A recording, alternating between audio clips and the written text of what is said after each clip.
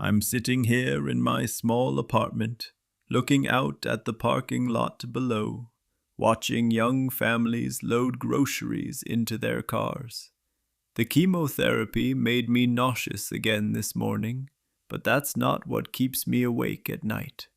What haunts me is a decision I made, or rather, didn't make, when I was 32 years old.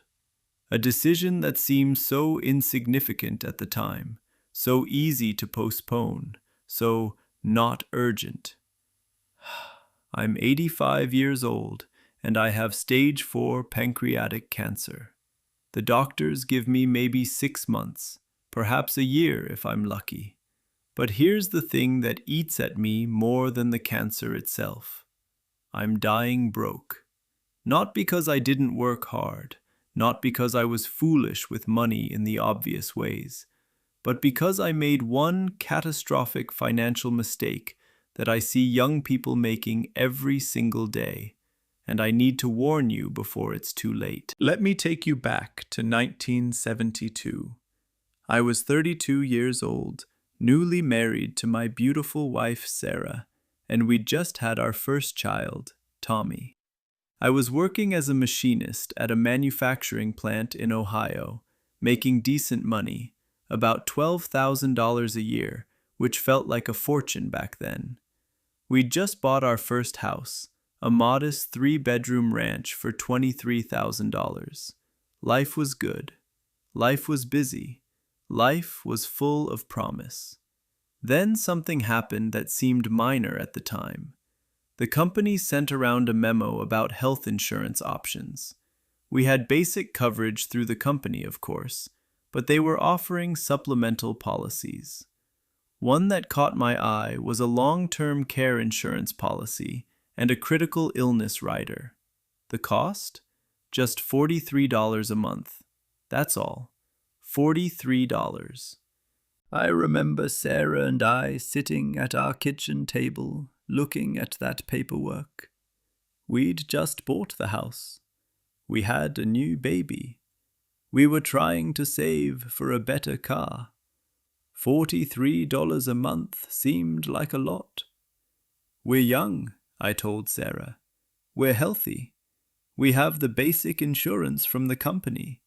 We'll get this stuff later when we're older and actually need it. Sarah agreed. Why wouldn't she? We were in our early 30s. Cancer was something that happened to old people. Long-term care was something you worried about when you were 70, not 32. We had decades to plan for that. Decades to save. Decades to get our financial house in order. That single decision, to save $43 a month, has cost me over $850,000. And it cost me something far more valuable. My dignity, my peace of mind, and the financial security of the woman I love. Here's what I need you to understand. I wasn't irresponsible. I wasn't living paycheck to paycheck, buying nonsense. I was a hard worker. Over the years, I got promoted. I made more money. We saved for retirement. I had a 401k. We paid off our house. We lived modestly.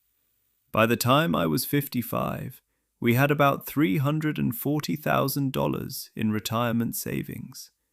It wasn't a fortune, but with Social Security and careful budgeting, we'd be okay. That's what we thought. But here's the trap I fell into. I kept putting off that supplemental insurance. When I was 35, I told myself, we need to save for Tommy's college fund first. I'll get better insurance at 40. When I was 40, I said, the premiums are higher now because I'm older. I'll wait until I'm 45, when we've paid down more of the mortgage. At 45, it was, I'm healthier than ever. Why waste money on insurance I might never use?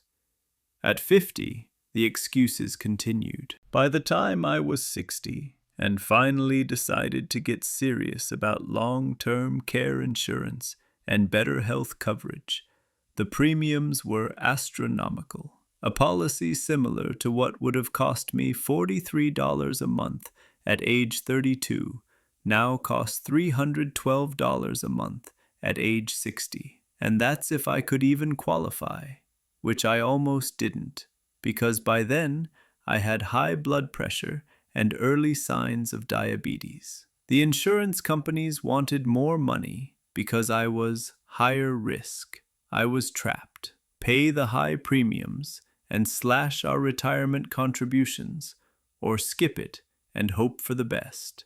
I chose to hope. Hope is not a financial strategy. I was diagnosed with pancreatic cancer 14 months ago, right after my 84th birthday. Sarah had passed away 2 years earlier from a stroke. I was living off Social Security and drawing down my retirement savings, which had grown to about $480,000 by the time I retired at 67. Not bad, I thought. Enough to live comfortably, travel a little, help the grandkids. The cancer diagnosis changed everything overnight. My Medicare covered the basics, yes, but you know what Medicare doesn't cover nearly enough? The endless specialist visits. The experimental treatments that might give you 3 more months but cost $18,000 out of pocket. The special nutritionist because you can't keep food down. The home health aide when you're too weak to shower yourself. The medical equipment. The medications that insurance decides are not necessary, even though your oncologist prescribes them.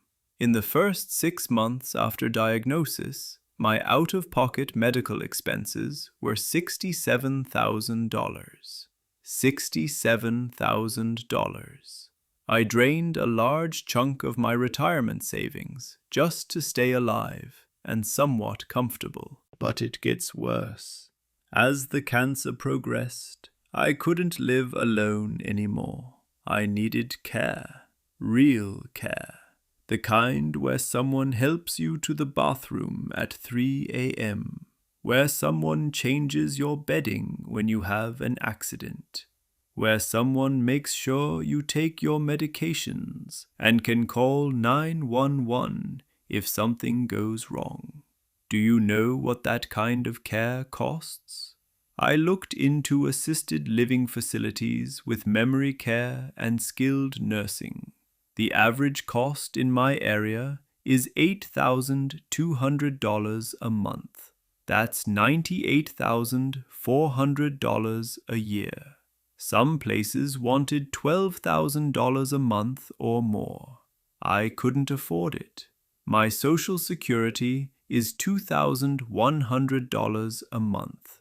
My retirement savings, after the initial medical costs, were down to about $380,000. If I went into a facility at $8,200 a month, I'd burn through my entire life savings in less than 4 years. And then what? Become a burden on my children? Go on Medicaid after spending down every penny I'd worked 45 years to save? Let me tell you what that one decision not to spend $43 a month in 1972 has actually cost me. First, the direct financial cost. If I'd had proper long-term care insurance and a critical illness policy, I'd have coverage for most of what I'm going through now. Those policies would have paid out between $600,000 to $900,000 over the course of my illness and care needs. Instead, I'm paying out of pocket, and I've already spent over $180,000 in the past 14 months. Second, the opportunity cost. That $43 a month I saved by not getting insurance? I didn't invest it wisely. It went into our regular budget, mixed in with everything else. Some went to slightly nicer vacations, a bigger TV, restaurant meals, things I can barely remember now. If I'd instead invested that $43 a month at an average 7% return from age 32 to age 85, do you know what I'd have? Over $440,000. Instead, I have medical bills and a rapidly shrinking nest egg. Third, the emotional cost. I lie awake at night knowing that when I die, and it will be soon, I'm leaving my children with a fraction of what I'd hoped to leave them. Tommy is 53 now, and his daughter is starting college. I wanted to help. I wanted to be the grandfather who could contribute to her education, who could leave something meaningful behind. Instead, I'm watching my savings evaporate on medical care that insurance should have covered. Fourth, the loss of dignity. I'm living in a small apartment that my son Tommy helps pay for because I can't afford the care facility I actually need. My daughter Jenny drives 45 minutes twice a week to help me with things I'm embarrassed to need help with. They've both offered to let me move in with them, but I can't do that. I won't be that burden. So I'm here, alone most of the time, managing as best I can, rationing my savings like a miser because I'm terrified of running out of money before I run out of time. The real lesson. Healthcare is the silent retirement killer. Here's what I need you to understand. The single biggest threat to your retirement security isn't a stock market crash. It isn't inflation. It isn't even living too long. It's healthcare costs and long-term care needs. According to recent statistics, the average couple retiring today at 65 will need approximately $315,000 just to cover healthcare costs in retirement. That's separate from their living expenses. That's just medical care. And if either spouse needs long-term care, and statistics show that 70% of people over 65 will need some form of long-term care, you can add another $200,000 to $400,000 to that figure. But here's the crucial part. If you're young and healthy now, you can protect yourself from these costs for relatively little money. The same insurance that costs a 30-year-old $50 a month might cost a 60-year-old $400 a month, if they can even qualify at all. I did the math recently, in one of my more lucid moments between treatment sessions. If I had purchased that long-term care insurance at age 32 for $43 a month, I would have paid approximately $27,300 in premiums over 53 years. Today, that policy would be paying me $6,500 a month in benefits, which would cover a quality assisted living facility, home health care, or whatever I needed. Over the course of my illness, it would pay out over $650,000 in benefits. Instead, I saved that $43 a month, and now I'm spending down everything I ever worked for at a rate of over $10,000 a month. If you're reading this and you're under 50, I'm begging you, don't make my mistake. Here's what you need to do, and you need to do it now, not later. Get long-term care insurance yesterday. The younger you are, the cheaper it is, and the easier it is to qualify. Don't wait until you're 60 or 65. By then, the premiums are painful, and you might not even qualify if you have any health conditions. Get a policy that covers at least $4,000 to $6,000 per month in benefits with inflation protection. Yes, it will cost you money now. That's the point. You're trading a small, manageable cost today for protection against a catastrophic cost later. Add critical illness and disability riders to your life insurance. These policies pay out lump sums if you're diagnosed with cancer, have a heart attack, stroke, or other major illness. Debt money can cover the gap between what insurance pays and what you actually need.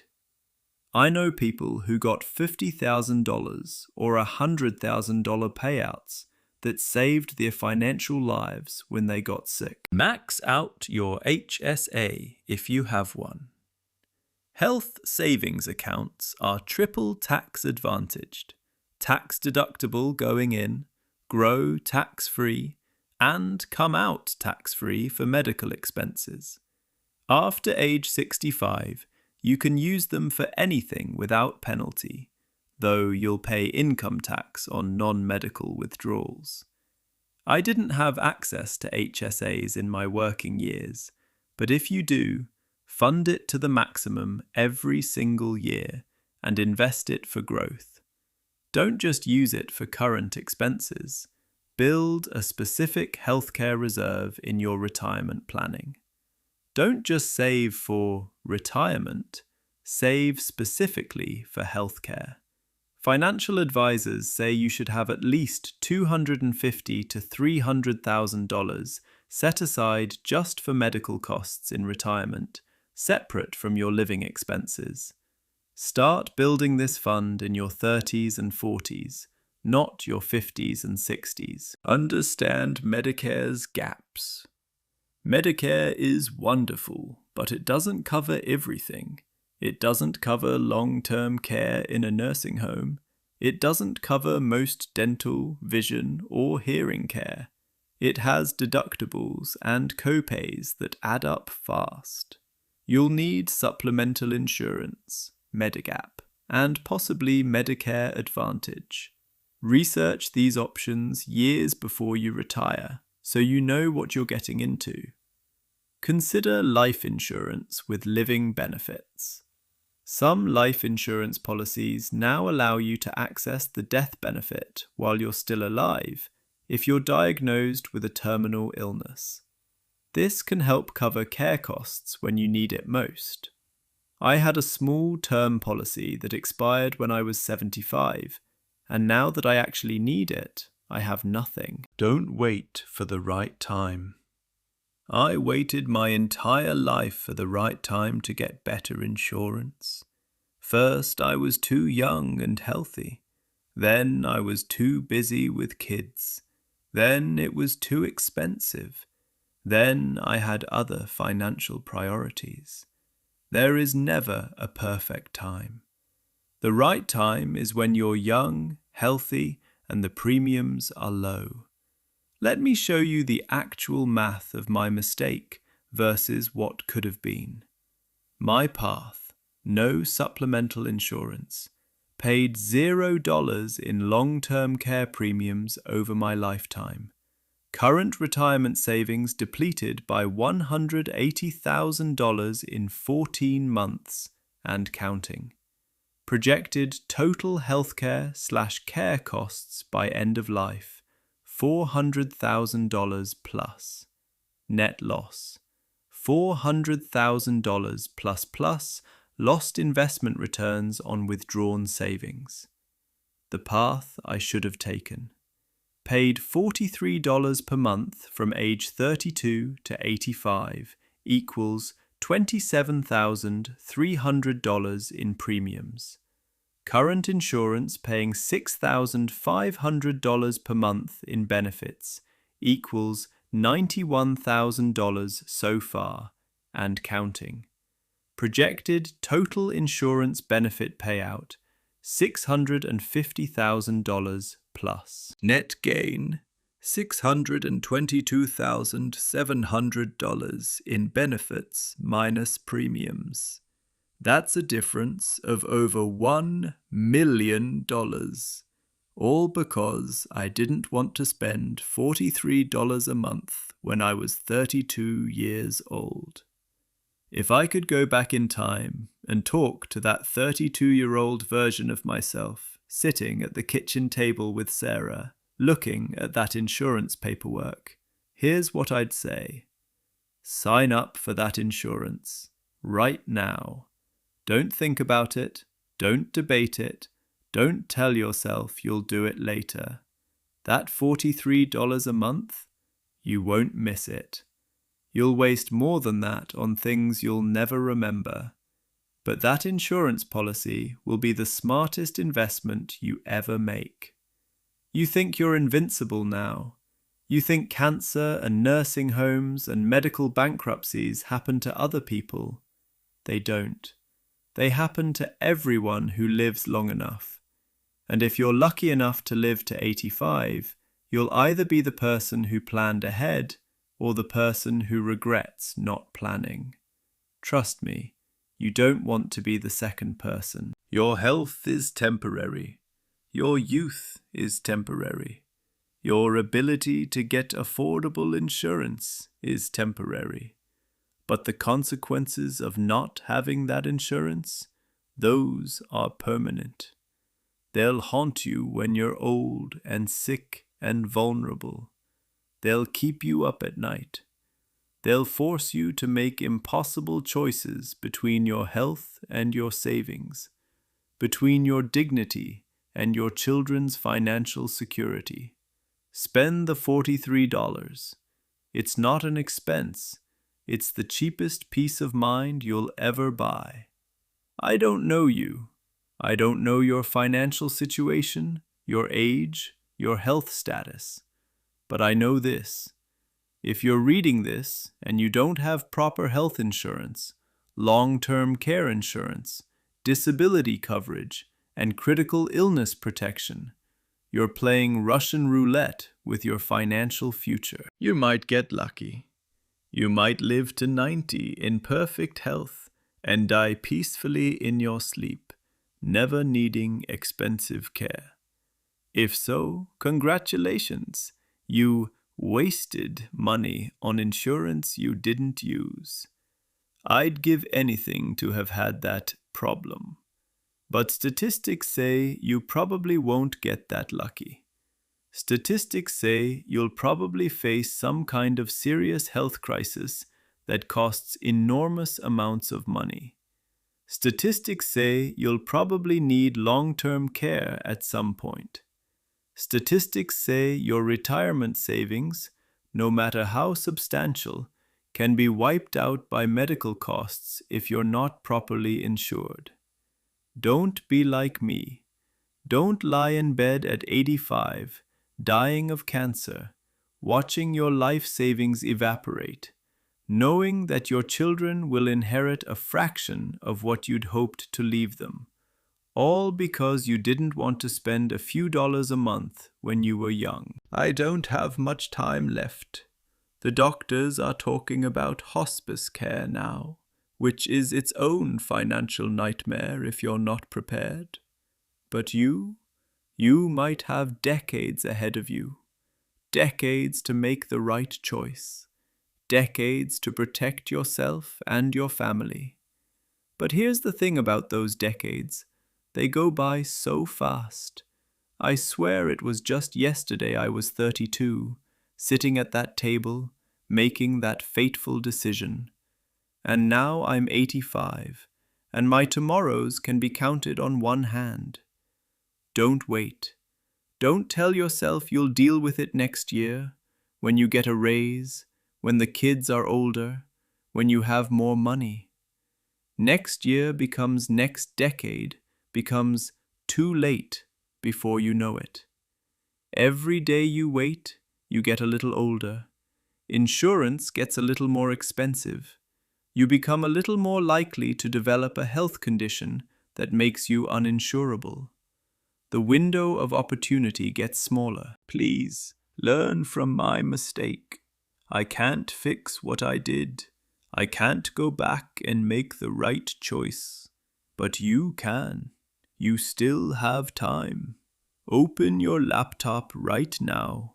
Google long-term care insurance quotes. Call an insurance agent. Talk to a financial advisor. Do something. Do anything. Just don't do what I did, which was nothing. Because I promise you, when you're 85 and facing your own mortality, the last thing you want is to have regrets about something you could have easily prevented. The last thing you want is to know that a simple decision decades ago could have made all the difference. I'm 85.